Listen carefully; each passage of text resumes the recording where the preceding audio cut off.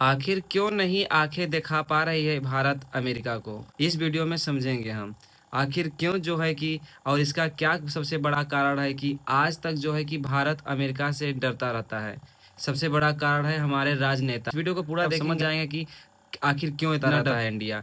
क्योंकि अमेरिका को युद्ध लड़ने के लिए तोपों, बारूदों और परमाणु बमों की आवश्यकता ही नहीं पड़ेगी, फिर भी इंडिया घुटनों पे आ जाएगा। इस वीडियो को देखें और समझने का प्रयास करें, और हो सके तो और हर एक व्यक्ति आवाज़ उठाना शुरू करे।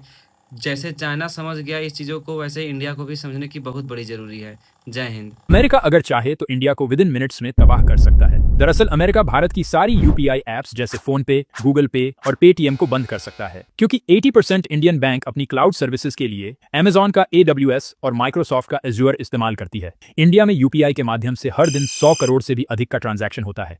ऐसे में यूएस इन सर्विसेज को बंद करके इंडिया का यूपीआई सिस्टम तबाह कर सकता है। वहीं आज इंडिया में करीब 60 से 65 करोड़ स्मार्टफोन्स है, और इन सारे स्मार्टफोन्स में या तो एप्पल का iOS चलता है या गूगल का बनाया हुआ एंड्रॉइड सिस्टम चलता है।